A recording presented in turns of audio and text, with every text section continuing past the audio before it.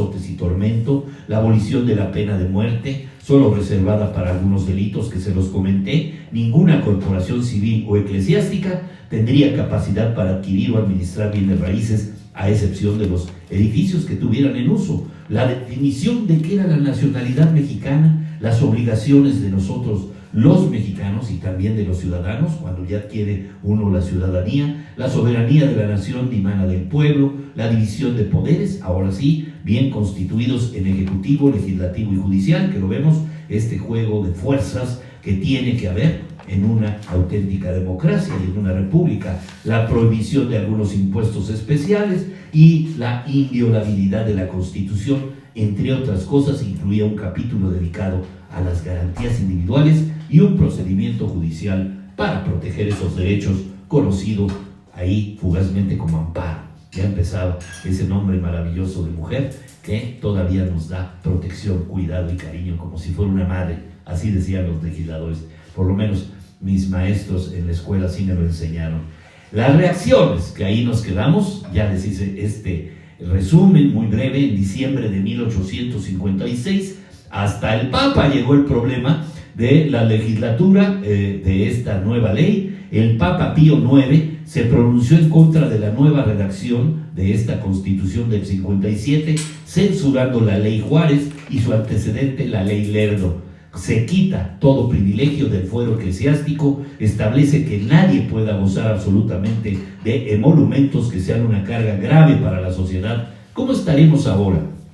¿Cómo estaremos que la división de los poderes, queda claro, será entre el ejecutivo, el legislativo y el judicial? Pero con respecto a la Iglesia, al abrirse tantas posibilidades de creencias religiosas, pues hay obviamente una carga muy importante todavía de católicos. Hasta el fin del siglo XIX, el 99.9% de la población era católica, porque no había lugar a otra regla, a otra forma de creer o de tener creencias en Dios.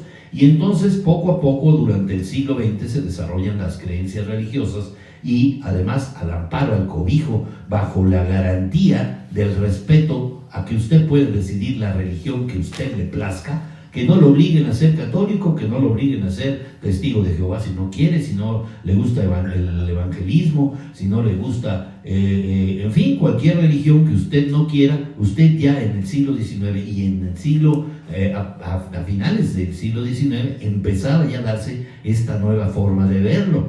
Pero en el siglo XX, pues prácticamente se definen todas estas libertades en su máxima expresión, y en pleno siglo XXI ya sería honrosamente torpe hablar de que existe una sola religión por obligación de ley.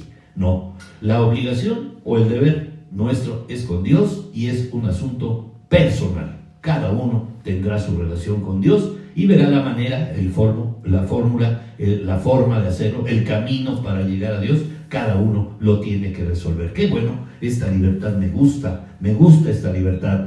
Pero en aquel momento la ley Lerdo pues ya había hecho una escisión entre el Estado y la Iglesia. Se quita todo privilegio del fuero eclesiástico, establece que nadie pueda gozar absolutamente de estos dineros que sean una carga grave para la sociedad. Se refiere básicamente al diezmo, ¿no? Y todas las propiedades que tuvo la Iglesia.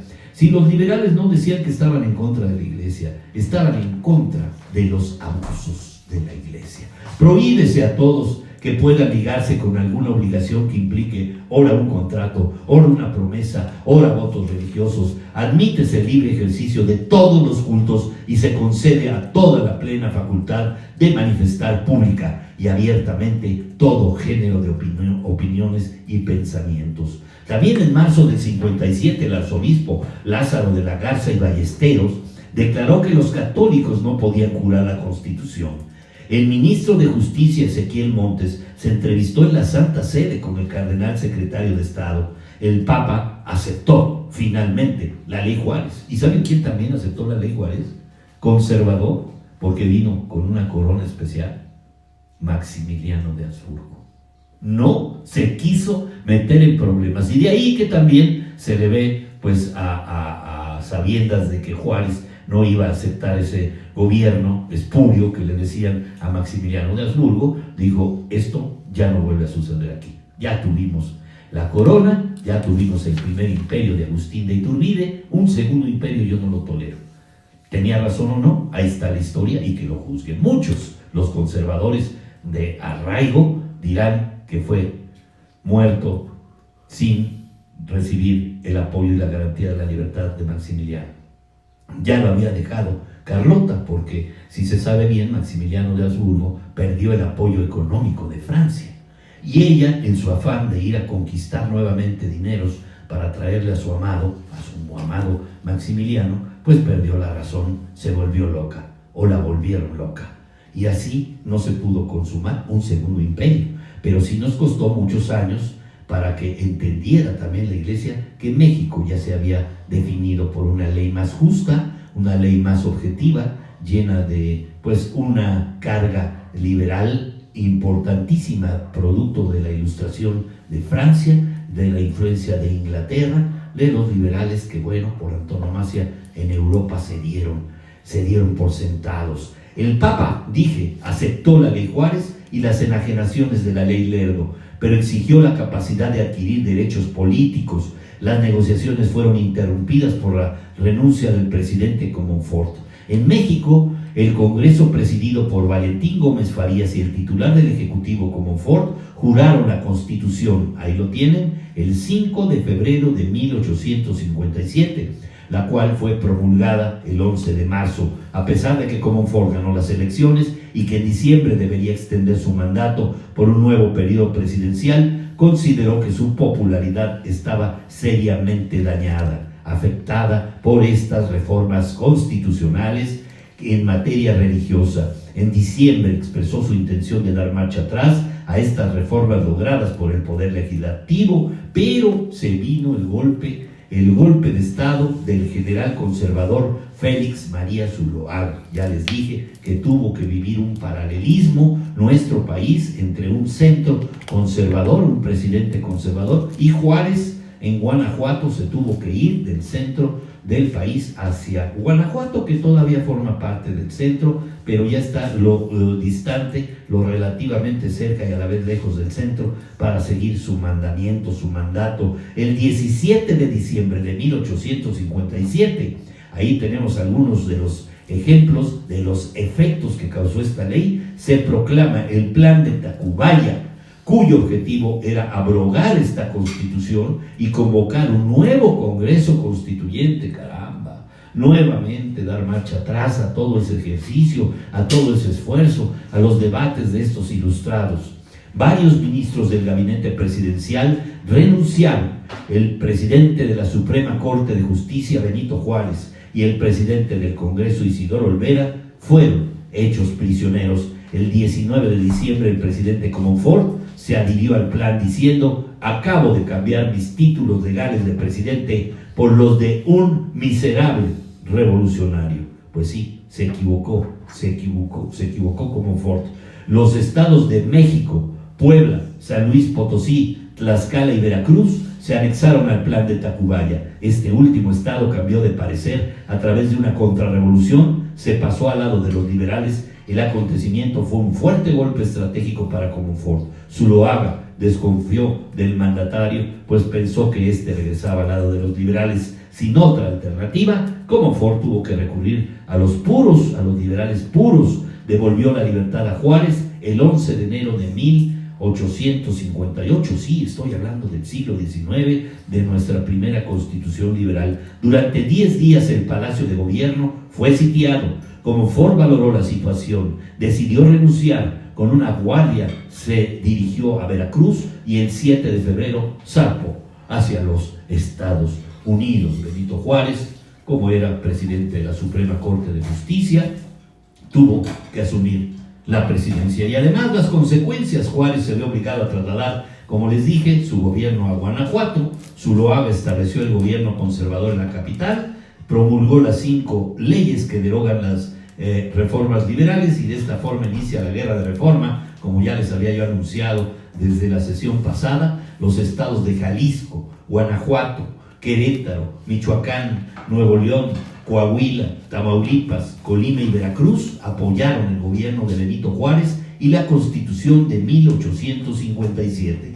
Los estados de México, Puebla, San Luis Potosí, Chihuahua, Durango, Tabasco, Tlaxcala, Chiapas, Sonora, Sinaloa, Oaxaca y Yucatán apoyaron al gobierno del conservador Zuloaga. Después de que el Partido Liberal ganara la guerra de reforma del 58 al 60, Juárez, que estaba al mando de la presidencia, y su gabinete agregaron a dicha constitución las leyes de reforma que habían sido dictadas en Veracruz. Por causa de la guerra, como les dije, la constitución permaneció sin efecto en gran parte del país hasta enero de 1861, cuando los liberales regresaron a la capital. En el 62, a consecuencia de la segunda intervención francesa en México, de la creación del Segundo Imperio Mexicano, la vigencia de la Constitución fue nuevamente interrumpida. En 67, los liberales consiguieron la victoria con la República ya restaurada. La Constitución ahora sí tuvo nuevamente vigencia en el país hasta que el 5 de febrero de 1903, ya en el siglo XX, en protesta contra el régimen de Porfirio Díaz, un grupo de liberales colocó en el balcón de las oficinas del periódico El Hijo del Aguizote una gran señal de luto y la leyenda "La Constitución ha muerto", haciendo referencia a la promulgada en 1857. Este acontecimiento fue un antecedente de la Revolución Armada de 1910, que derrocó a Porfirio Díaz y terminaría con la promulgación de la Constitución Política de los Estados Unidos Mexicanos en 1917, durante el gobierno del gran Venustiano Carranza. Pero eso lo veremos más adelante. Dentro de 8 días, ahora sí, ya iniciamos con la segunda legislatura, en el que tendremos a otros liberales luchando por permanecer vigentes esta Constitución liberal, la primera de 1857. Ahí lo tienen. Espero que les haya servido esta pequeña dosis de cultura, en gotas o en cápsulas o en gotas, como quieran, pero tómenla para que tengan un parangón, para que tengan una referencia, para que chequen por qué las cosas están en nuestro amado México así hoy. Chief por México se despide de ustedes con todo cariño. Les mando un fuerte abrazo. Saludo a Víctor García, Víctor García, Roberto Mendoza, Hugo Vive, Daniel Razo, Claudia de la Mora. La religión es algo muy personal. Gracias, Claudita. Felipe Blanco, Alberto Mañón Loza, Rosileo, muchas gracias. Jorge Tenorio, buen día, mi querido George. Alejandra Guerrero, un fuerte abrazo también para ti, un beso, Rosileo, y un abrazo. Gracias a todos mis amigos que me hicieron el favor de ver. Mañana, en persona, si vienes, el gran Koala, tendremos al Koala Mayor, noticias de Australia. ¿Qué de noticias tenemos de Australia? Parece que allá inicia la vida y aquí como que termina, ¿no? Gracias, hasta mañana. Adiós.